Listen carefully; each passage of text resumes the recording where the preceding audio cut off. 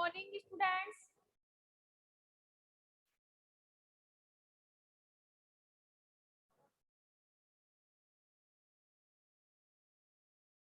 Good morning everyone. Volume आ रही है ना? यस या नो? राहुल, वॉल्यूम आ रही है क्या मेरी? Yes ma'am. राहुल आ रही है मैम, आ रही है। Okay students, you have already complete basic introductions of reproductions in last lectures. हमने लास्ट लेक्चर में जो रिप्रोडक्शन था, जो जनन था, उसका बेसिक इंट्रोडक्शन क्लियर कर लिया था, ठीक है। और आज के लेक्चर में हम पढ़ेंगे, हमारा जो टॉपिक है वो है सेक्सुअल रिप्रोडक्शंस इन ह्यूमंस। जो मानव होता है, जो ह्यूमंस होते हैं, उनमें किस प्रकार से लैंगिक जनन होता है, लैंगिक जनन का जो प्रोसेस होता है वो किस प्रकार से कंप्लीट होता है। तो इस टॉपिक को पढ़ने से पहले हमें पहले वाली चीजें एक बार रिमाइंड में लेनी चाहिए, माइंड में आनी चाहिए कि रिप्रोडक्शंस में क्या होता है। इसके बाद सेक्सुअल रिप्रोडक्शंस में कितने गैमेट्स की रिक्वायरमेंट होती है, उसमें सेक्स ऑर्गन्स क्या होते हैं, फर्टिलाइजेशन प्रोसेस क्या होता है, ठीक है। ये ऑलरेडी मैं आप लोगों को पहले डिस्कस करवा चुकी हूँ। So today now start our topic is sexual reproductions in humans. मानव में लैंगिक जनन। देखो, reproductions in human with sexual, जो मानव होता है उसमें लैंगिक प्रकार का जनन पाया जाता है, ठीक है। ये चीज मैंने आप लोगों को कल भी बता दी थी कि जो मानव होता है, और मानव में भी कौन, मादा या नर, मादा मानव, क्योंकि हमें पता है कि जो जनन का प्रोसेस होता है, ठीक है, जो जनन होता है वो महिला की बॉडी में होता है, और जो बेबी की फॉर्मेशन होती है वो जो महिला होती है उसके यूट्रस में होती है, गर्भाशय में होती है।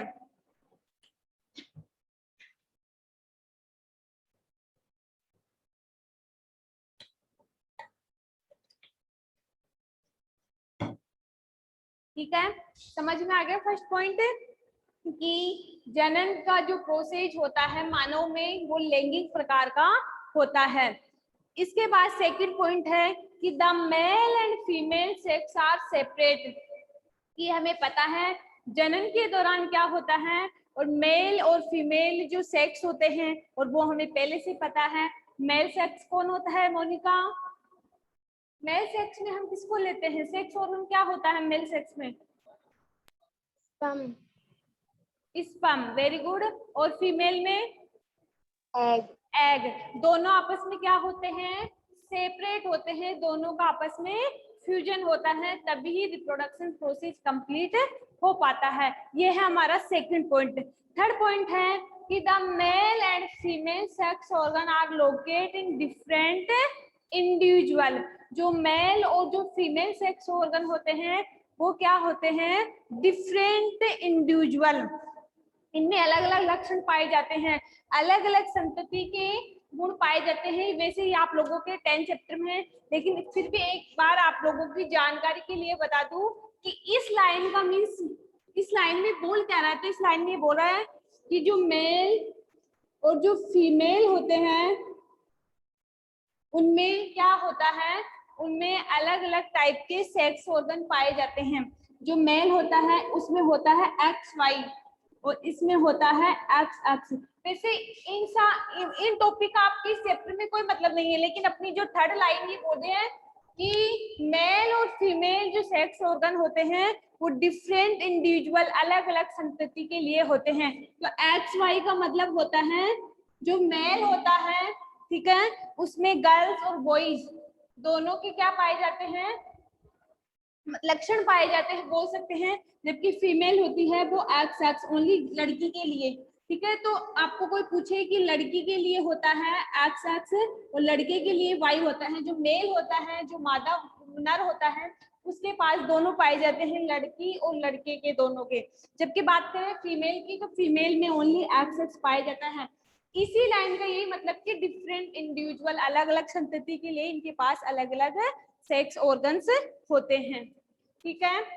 इसके बाद ये आपके चैप्टर नंबर 10 में है, वो पढ़ेंगे तब समझाऊंगी कि ये सेक्स डिटरमिनेशन आता ना कि वो बच्चे का लिंग निर्धारण कैसे करते हैं, तो यही टॉपिक है अपने 10 चैप्टर में कि हम किस प्रकार से डिफाइन करते हैं कि लड़का है या लड़की है, जो मादा के पेट में जो पल रहा है, जो गर्भाशय में जो पल रहा है बेबी है, वो गर्ल है या बॉय, तो वो सेक्स डिटरमिनेशन करके ही हम आइडेंटिफाई कर सकते हैं कि होने वाला बेबी बॉय है या गर्ल। ठीक है, ये हमारी थर्ड लाइन कंप्लीट हो चुकी है। इसके बाद हम बोल सकते हैं कि the male individual are boys. Male individual का मतलब होता है जो नर संतति होती है, वो उसको हम बोल सकते हैं बॉयज के लिए होता है, जबकि the female individual are girls, मतलब ये किसके लिए होता है, वुमेन के लिए होता है।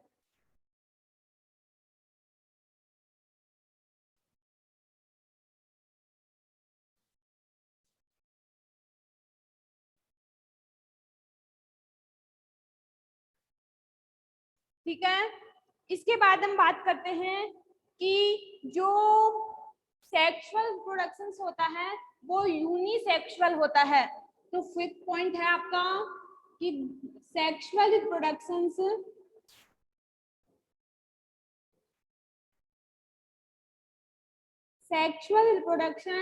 Are unisexual. और कोई मुझे बताएगा कि what is the means of unisexual. Unisexual का मीन्स क्या होता है, तो यूनिसेक्सुअल का मीन्स होता है, और हम ऑलरेडी पता है कि सेक्सुअल रिप्रोडक्शंस में कितने गैमेट्स की रिक्वायरमेंट होती है, दो गैमेट्स की, 2 गैमेट्स की रिक्वायरमेंट होती है, इसी कारण इसको हम यूनिसेक्सुअल बोलते हैं। 2 गैमेट्स की रिक्वायरमेंट होती है। और ह्यूमन बींग्स की बात करें तो ह्यूमन बींग्स में आपको कोई पूछे कि ह्यूमन बींग्स में कौन सा सेक्सुअल पाया जाता है, तो आप कौन से सेक्सुअल का नाम बताओगे, यूनिसेक्सुअल का। और यूनिसेक्सुअल का मीन्स मैंने बता दिया आप लोगों को कि 2 गैमेट्स पाए जाते हैं, इसलिए इसको क्या बोलते हैं, यूनिसेक्सुअल बोलते हैं। इसके बाद हम बात करें ह्यूमन की कि ह्यूमन में कौन सा फर्टिलाइजेशन पाया जाता है, तो मैंने कल बताया था कि ह्यूमन की जो मादा होती है फीमेल बॉडी, उसमें इनसाइड द बॉडी की बाहर की तरफ, सॉरी अंदर की तरफ, इनसाइड मतलब अंदर की तरफ निषेचन होता है। तो ह्यूमन बींग्स में जो पाए जाने वाला निषेचन होता है वो होता है internal.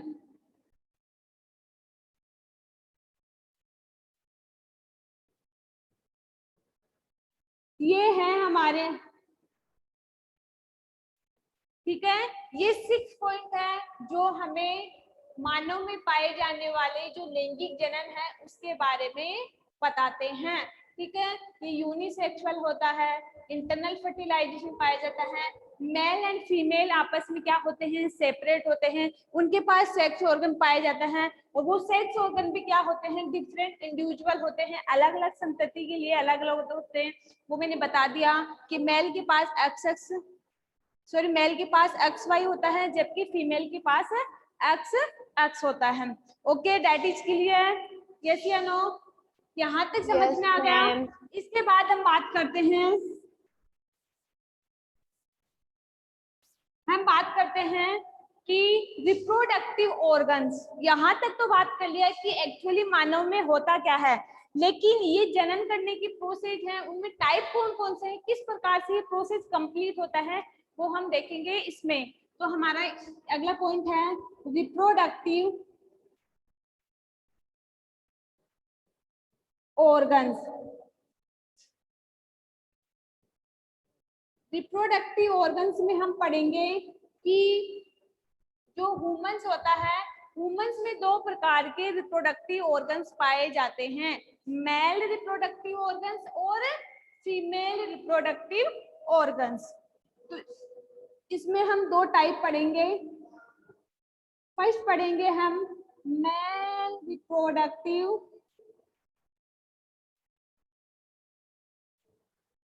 Organs, female reproductive organs. Male reproductive organs का मीन्स होता है मादा जनन तंत्र। फीमेल रिप्रोडक्टिव सॉरी मेल का होता है नर जनन तंत्र और फीमेल का होता है मादा जनन तंत्र। रिप्रोडक्टिव ऑर्गन का मतलब होता है जनन तंत्र। कौन कौन से जनन अंग पाए जाते हैं जिसके द्वारा रिप्रोडक्शन जनन प्रोसेस कंप्लीट होता है। ठीक है, तो हम बात करते हैं कि कौन कौन से ऑर्गन्स पाए जाते हैं जिनके द्वारा ये प्रोसेस कंप्लीट होता है। तो दोनों को हम डिटेल से विद डायग्राम समझेंगे।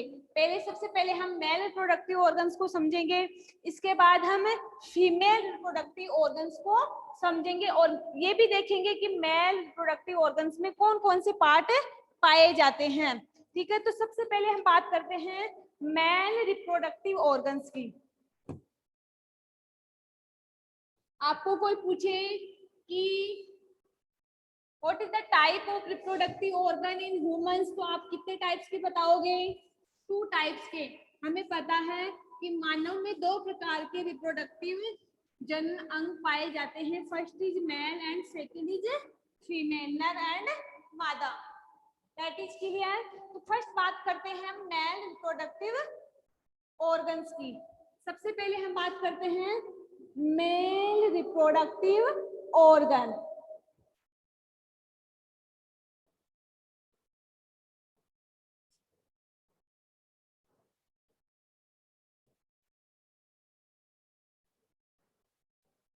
मेल रिप्रोडक्टिव ऑर्गन का मीन्स मैंने बताया है भी नर जनन तंत्र या नर जनन अंग।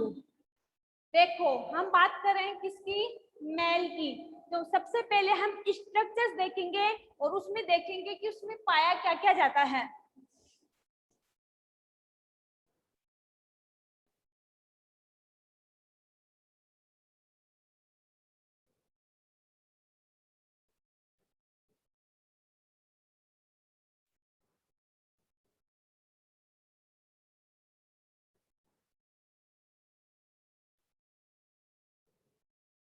ठीक है,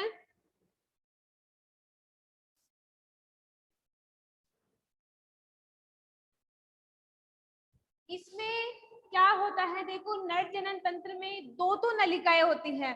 टेस्टिस की बात करें तो 2 पेयर्स तो टेस्टिस पाए जाते हैं जिनको हम बोलते हैं अपनी भाषा में वृक्षण। ठीक है, तो इसकी बात करें तो इसमें 2 जोड़ी तो क्या पाए जाते हैं? वृक्षण पाए जाते हैं।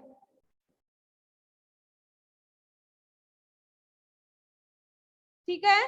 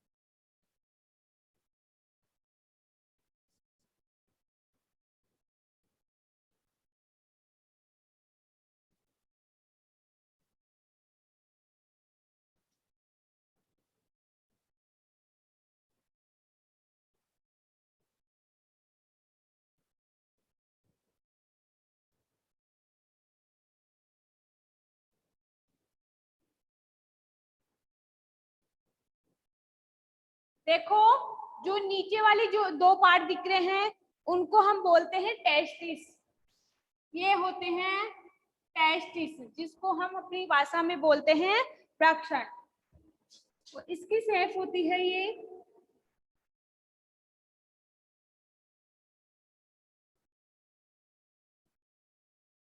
इस शेप में होते हैं। ठीक है, ये क्लियर नहीं बन पाया लेकिन इसकी जो शेप होती है वो इस प्रकार से होती है। यहाँ तक ठीक है। इसके बाद जो ये दो नलिकाएं दिख रही है आपको, वो होती है पेनिस। ये वाला होता है आपका पेनिस, ठीक है।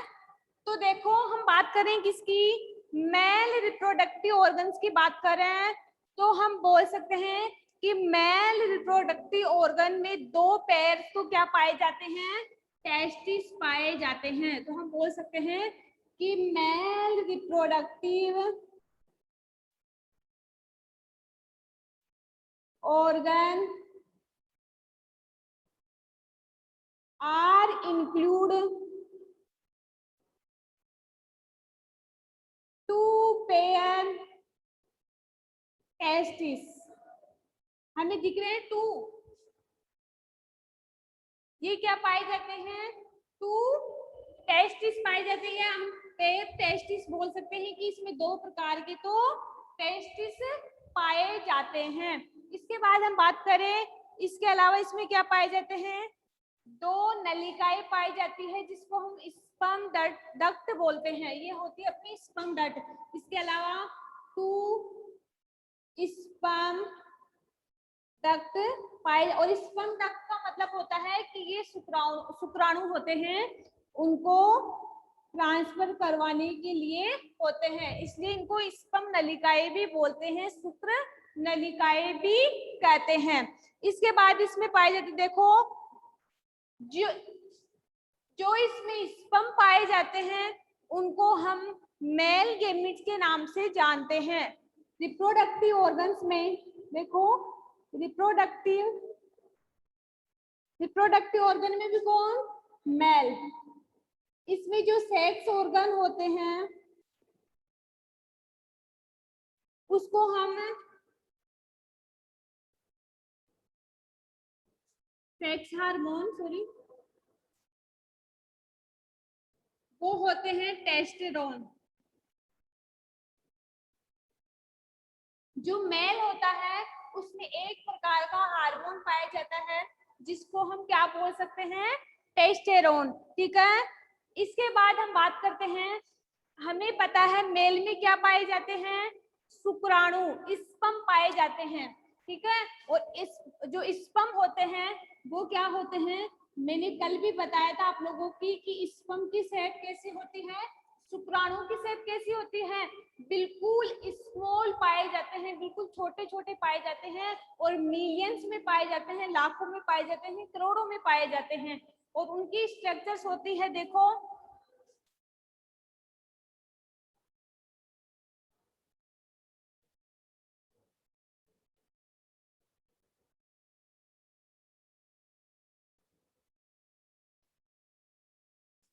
ये किसके स्ट्रक्चर्स है, स्पर्म। बोलो मैम ये कहाँ से छोटा दिख रहा है आपको, ये है ऐसा, लेकिन ये इतना बड़ा नहीं है, क्योंकि आपको पता है मानव का शरीर कितना सा होता है और उसमें लाखों में अगर ऐसे शुक्राणु पाए जाए तो बताओ क्या हो सकता है। तो ये शुक्राणु इतने छोटे होते हैं, इतने छोटे होते हैं जो हम अपनी नग्न आंखों से तो इनको देख नहीं पाते, लेकिन फिर भी इस शुक्राणु के 3 पार्ट होते हैं।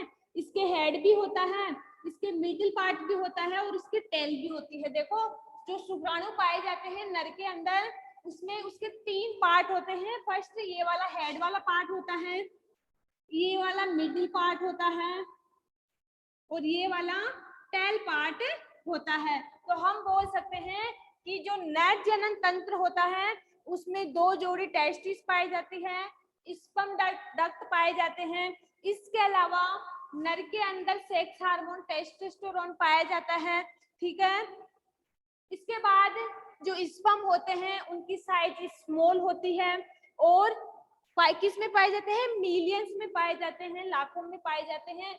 फिर भी जो स्पर्म पाया जाता है उसकी स्ट्रक्चर्स ऐसी होती है जिसमें 3 पार्ट होते हैं, कौन कौन से, हेड, मिडिल और टेल। तो ये किसकी बात कर रहे हैं हम, मेल रिप्रोडक्टिव ऑर्गन की। और ये बात करूं, मैंने बोला था कि स्पर्म भी क्या है, एक सिंगल सेल है, और एग भी क्या है, एक सिंगल सेल है, और दोनों का जब फ्यूजन होता है तो कौन सी सेल बनती है, यूनी सेक्सुअल, ठीक है।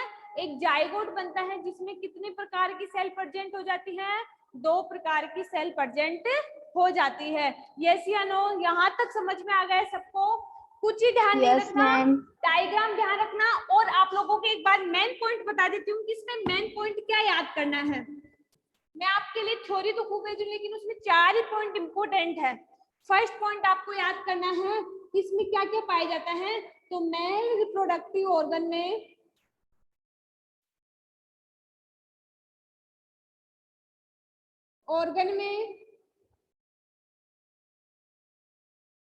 पेयर, टेस्टिस, पेयर का मतलब 2 गए, ठीक है, टेस्टिस, स्पर्म, डेट। फर्स्ट पॉइंट ये याद करना है। सेक्स हार्मोन की बात करें तो सेक्स हार्मोन्स पाया जाता है टेस्टेरोन। इसके बाद थर्ड पॉइंट की बात करें, मेल के अंदर क्या पाए जाते हैं, स्पर्म। और स्पर्म की साइज क्या होती है, स्मॉल। फिर भी किसमें पाए जाते हैं, मिलियंस में, लाखों में पाए जाते हैं, ठीक है। स्पर्म होते हैं, साइज क्या होती है, स्मॉल होती है। फिर भी ये किसमें पाए जाते हैं, लाखों में पाए जाते हैं। समझ में आ गया? और फिर भी स्पर्म में क्या होती है, इसकी जो स्ट्रक्चर्स देखते हैं उसमें 3 पार्ट होते हैं। स्पर्म की जो स्ट्रक्चर्स होते हैं उसमें 3 पार्ट होते हैं, head, tail, sorry middle part, इसके बाद थर्ड की बात करें टेल, ठीक है। यहाँ तक ये 4 पॉइंट है जो आप लोगों को समझना है। इसके बाद एक और है कि जो स्पर्म होता है वो कौन सी सेल होती है, सिंगल सेल। ये हम इस टॉपिक में पढ़े हैं। डायग्राम समझना है और ये पॉइंट याद करने हैं कि इसमें ये तो रिप्रोडक्टिव पार्ट पाए जाते हैं।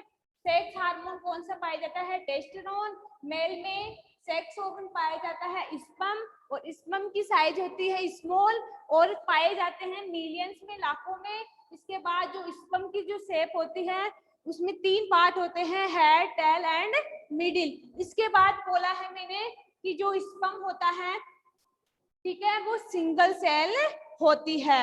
यहाँ तक समझ में आ गए मेल रिप्रोडक्टिव ऑर्गन्स? यस या नो? ठीक है। इसके बाद हम बात कर रहे हैं फीमेल रिप्रोडक्टिव ऑर्गन्स की।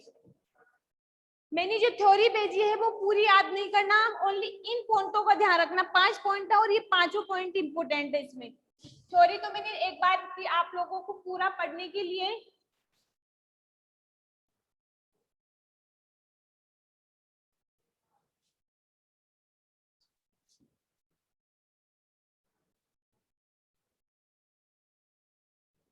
इसके बाद हम बात करें फीमेल रिप्रोडक्टिव ऑर्गन्स की।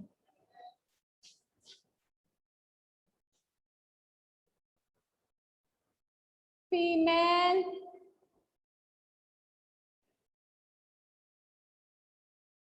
रिप्रोडक्टिव ऑर्गन्स, और इसको बोलते हैं मादा जनन तंत्र। जो फीमेल रिप्रोडक्टिव ऑर्गन्स होता है उसको हम मादा जनन तंत्र भी कहते हैं, ठीक है। तो सबसे पहले हम बात करें इसकी स्ट्रक्चर्स की, कि स्ट्रक्चर्स कैसे बनती है।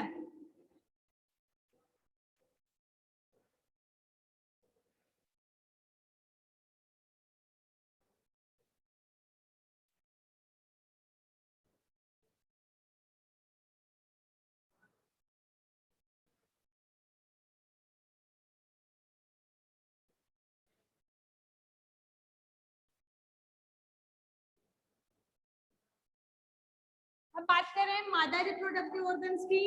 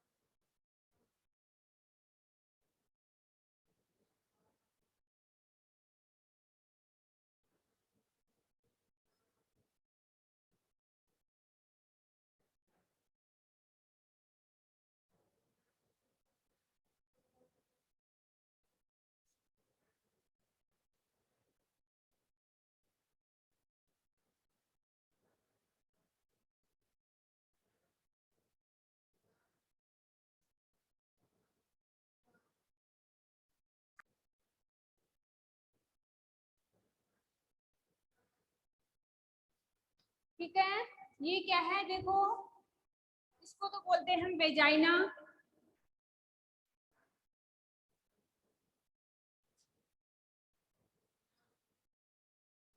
ठीक है, ये तो होता है वेजाइना। इसके बाद ये होता है यूट्रस, मादा गर्भाशय जिसके अंदर बेबी की फॉर्मेशन होती है।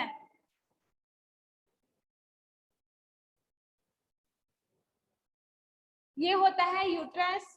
इसके बाद ये होती है ओवेरी। ठीक है, ये भी ओवेरी है, ये भी ओवेरी है। तो हम बात करें किसकी, फीमेल रिप्रोडक्टिव ऑर्गन की बात करें तो उसमें कौन कौन से सेक्स ऑर्गन पाए जाते हैं, तो इसमें पाए जाते हैं, देखो फर्स्ट पॉइंट इसमें याद करने लायक है आप लोगों के कि इसमें रिप्रोडक्टिव ऑर्गन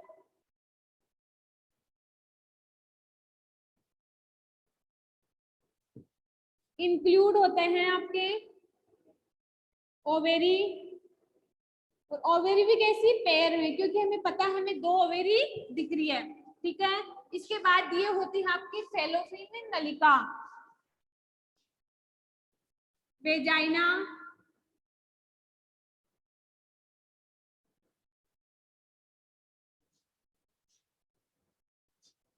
इसके बाद यूट्रस, ये क्या है, मादा जनन तंत्र, ओवेरी होती है, वेजाइना होती है और यूट्रस पाया जाता है। तो समझ में आ गया कि जो मेल रिप्रोडक्टिव ऑर्गन होता है उसमें ये तीनों पार्ट होते हैं। अब इसके हम कैरेक्टरिस्टिक लिखेंगे कि ओवेरी क्या करती है, हमें पता है जो ओवेरी होती है, ठीक है, ओवेरी को हम हिंदी में बोलते हैं अंडवाहिनी, और उसी अंडवाहिनी के द्वारा क्या होता है, एग प्रोड्यूस होता है। ठीक है, तो अंडवाहिनी जो ओवेरी होती है क्या प्रोड्यूस करती है, एग। तो फर्स्ट पॉइंट तो आपको मैंने ये बता दिया। सेकंड के बाद सेकंड पॉइंट मैंने बताया है कि जो मानव मादा तंत्र में जो ओवेरी होती है उसी के द्वारा क्या प्रोड्यूस होते हैं, एग, जिसको हम फीमेल गैमेट्स भी कहते हैं, फीमेल गैमेट्स भी कह सकते हैं। ठीक, कह सकते हैं, क्या कहते हैं। इसके बाद है जो यूट्रस वाला पार्ट होता है, जो गर्भाशय होता है, और आपको पता है कि जो बेबी की जो फॉर्मेशन होती है इसी यूट्रस के अंदर होती है, इसी गर्भाशय के अंदर बेबी क्या करता है, ग्रोथ करता है। ठीक है, तो आपको कोई पूछे कि बेबी की फॉर्मेशन मानव मादा की बॉडी में कहाँ होती है, तो आप किसका नाम बोलोगे, यूट्रस का, क्योंकि मानव मादा में जो गर्भाशय होता है उसी में क्या होती है, बेबी की फॉर्मेशन होती है। इसके बाद बात करूं मैं कि जो एग होते हैं इसमें वो भी सिंगल सेल होते हैं, जिस प्रकार स्पर्म सिंगल सेल होता है उसी प्रकार ये भी क्या होते हैं, सिंगल सेल होते हैं। और इसकी स्ट्रक्चर्स की बात करें तो इसकी स्ट्रक्चर्स होती है,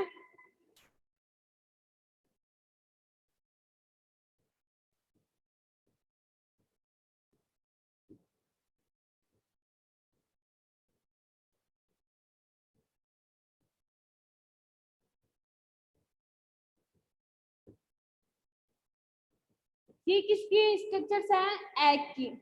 और स्पर्म की मैंने बता दी कि स्पर्म की जो स्ट्रक्चर्स होती है उसमें ऑलरेडी 3 पार्ट पाए जाते हैं। यस या नो, यस मैम।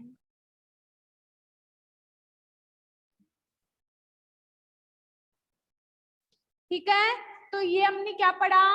और इसके बाद जो ये फैलोपियन नलिका होती है, जो ओवेरी में जो अंडाशय होते, जो एग होते हैं उनको वेजाइना की सहायता से यहाँ पहुंचाती है, और इसकी स्ट्रक्चर्स होती है अंगुली नुमा, फिंगर टाइप स्ट्रक्चर्स होती है। तो ये क्या है, फीमेल रिप्रोडक्टिव ऑर्गन्स, और वो पहले पढ़ा था वो था मेल रिप्रोडक्टिव ऑर्गन्स। बस बेसिकली एक चीज माइंड में रखना कि मानव में सेक्सुअल रिप्रोडक्शन पाया जाता है, ठीक है, उसमें मेल और फीमेल आपस में सेपरेट होते हैं, ठीक है, इसके साथ ही दोनों में गैमेट्स पाए जाते हैं और उन गैमेट्स के पास क्या होते हैं, सेक्स ऑर्गन प्रेजेंट होते हैं जो आपस में क्या होते हैं, सेपरेट होते हैं और जाइगोट बनाते हैं। ठीक है, इसके बाद रिप्रोडक्टिव ऑर्गन दो होते हैं, मेल एंड फीमेल। मेल में मैंने बात की कि उसमें क्या क्या पाए जाते हैं, टेस्टिस पाए जाते हैं, स्पर्म डक्ट पाए जाते हैं। ठीक है, इसके अलावा वो सिंगल सेल होते हैं। समझ में आ गया। इसके बाद फीमेल की बात की, फीमेल में क्या पाई जाती है, वेजाइना पाए जाते हैं, यूट्रस पाए जाते हैं, ओवेरी पाई जाती है और ओवेरी में क्या पाए जाते हैं, एग पाए जाते हैं। और ओवेरी क्या प्रोड्यूस करती है, एग प्रोड्यूस करती है जिसको हमें फीमेल गैमेट्स कहते हैं। इसके बाद यूट्रस का पता है कि यूट्रस का क्या फंक्शन होता है और इसी यूट्रस के अंदर क्या होते हैं, बेबी की फॉर्मेशन होती है। और आप लोगों को मैंने स्पर्म और एग दोनों की अलग अलग स्ट्रक्चर्स भी बना के बता दिए कि दोनों के अलग अलग स्ट्रक्चर्स हम किस प्रकार से बनाते हैं। तो ये कुछ पॉइंट हैं वो आप लोगों को बस याद करना है। यहाँ तक क्लियर? किसी स्टूडेंट को कुछ प्रॉब्लम? No ma'am. ठीक है, और कल के लेक्चर में हम पढ़ेंगे फर्टिलाइजेशन। ये तो हमें पता चल गया कि मेल और फीमेल के पास क्या क्या होते हैं, किस प्रकार से एग जाते हैं, स्पर्म होता है, उसकी स्ट्रक्चर्स क्या होती है, लेकिन उन दोनों में फ्यूजन कैसे होता है, एक अवस्था से दूसरी अवस्था, फिर तीसरी अवस्था, फिर 16 अवस्था, ऐसे कैसे बनती है, वो कल के लेक्चर में हम फर्टिलाइजेशन के दौरान पढ़ेंगे कि फर्टिलाइजेशन में ये प्रोसेस कैसे कंप्लीट होता है। यहाँ तक किसी स्टूडेंट को कुछ प्रॉब्लम, कुछ पूछना है यहाँ तक?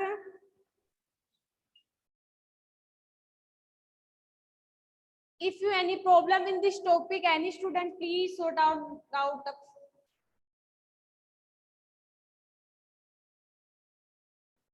आज स्टूडेंट कैसे कम है क्लास में? पता नहीं मैम, चले गए सब अपने गांव। मोनिका यहाँ तक कुछ प्रॉब्लम? ऐसे याद करने नो की मैम। मैम डायग्राम की प्रैक्टिस कर लेना, क्योंकि डायग्राम ऐसे हैं, ये कंफर्म आपके एड क्लास में 2 डायग्राम तो ये है, इसके अलावा एक डायग्राम और है, ये 3 ही डायग्राम आपके उसमें या तो बोर्ड लगेगी तो बोर्ड में या वैसे एग्जाम में पूछते हो। ये डायग्राम आपके लास्ट तक पीजी लेवल तक काम आते हैं, ये 11th में भी है, 12th में भी है, 10th में भी है, 9th में भी है।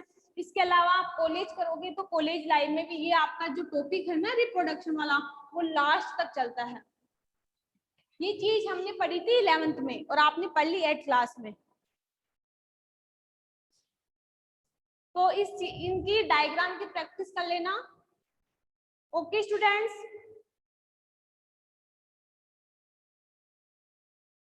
कुछ पूछना है?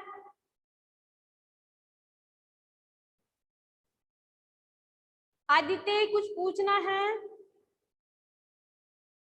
मैम आज लेट कैसे क्लास में?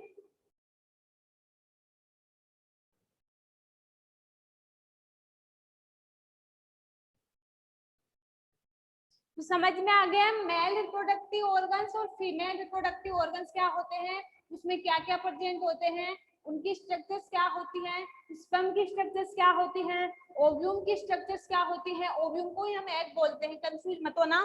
ठीक है, वेजाइना का क्या काम है, यूट्रस का क्या काम है, सब मैंने आप लोगों को ऑलरेडी बता दिया, वो भी विद डायग्राम। ठीक है, तो मुझे नहीं लगता इस टॉपिक में किसी स्टूडेंट को कुछ प्रॉब्लम है। यस या नो? मोनिका? Yes ma'am. यहाँ तक कल सभी स्टूडेंट को क्लियर हो जाना चाहिए, वो भी स्ट्रक्चर सहित स्ट्रक्चर्स भी आनी चाहिए। इसके अलावा कौन कौन से मेल रिप्रोडक्टिव पार्ट है, कौन कौन से फीमेल रिप्रोडक्टिव पार्ट है, वो आप लोगों को आने चाहिए। That is clear? Okay students, thank you and see you tomorrow.